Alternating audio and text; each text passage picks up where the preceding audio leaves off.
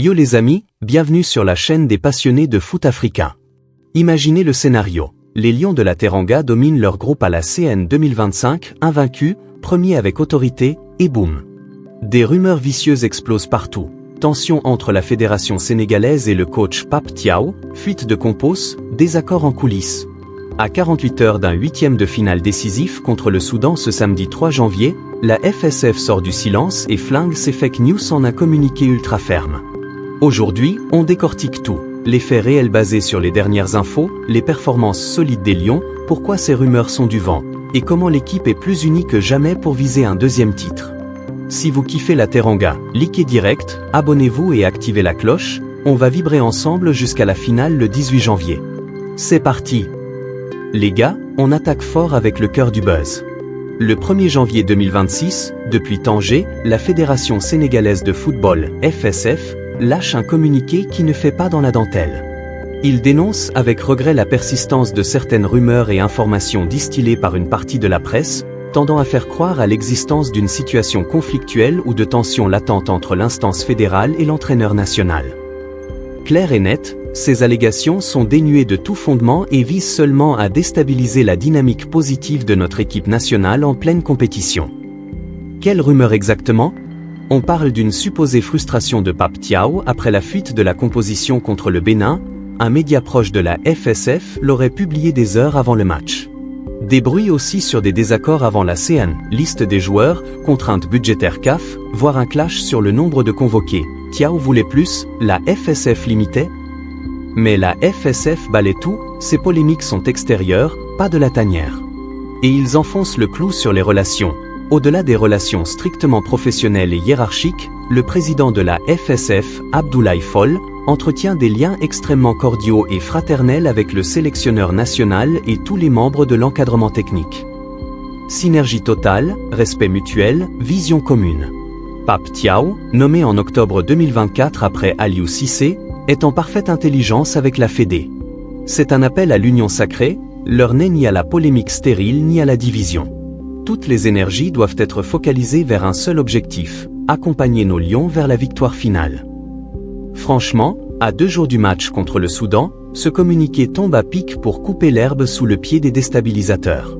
La FSF voit ça comme une tentative de perturbation, et on sait que la CAN est pleine de ces coups bas. Mais les Lions restent focus. Passons au terrain, parce que là, les Lions ont parlé fort. Groupe D, Sénégal premier avec 7 points, devant la RD Congo, aussi 7 mais différence de but inférieure, et le Bénin qualifié comme meilleur troisième. Premier match, Sénégal vs Botswana, 3-0 net et sans bavure. Les Lions étouffent dès le début, but de stars comme Sadio Mané et Nicolas Jackson. Pape Thiaw impose un pressing haut, message clair, on est venu pour dominer. Deuxième, le choc contre la RD Congo, 1-1. Les Léopards ouvrent le score, mais Mané égalise avec rage. Un nul sérieux qui montre du caractère, Thiaw dira après.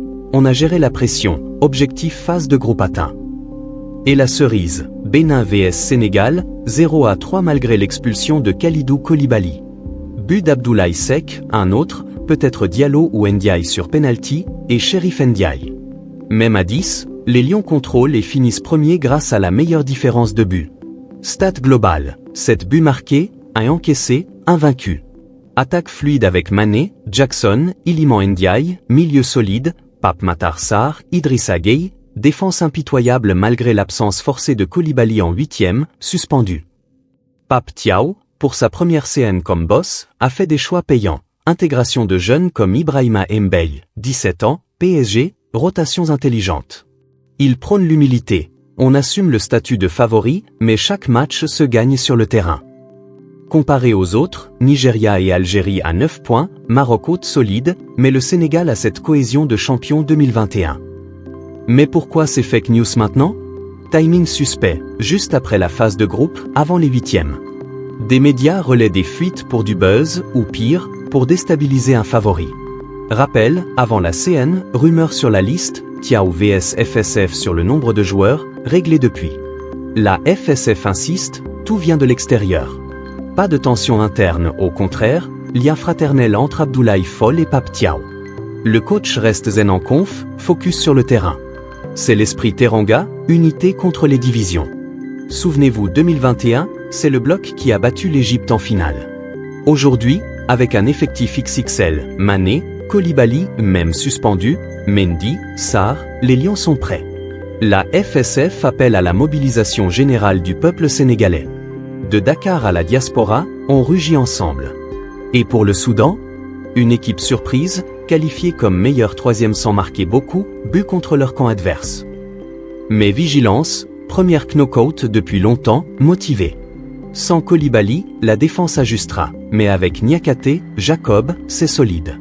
Prono, 2-0 ou 3-1 pour le Sénégal, Mané et Jackson en feu.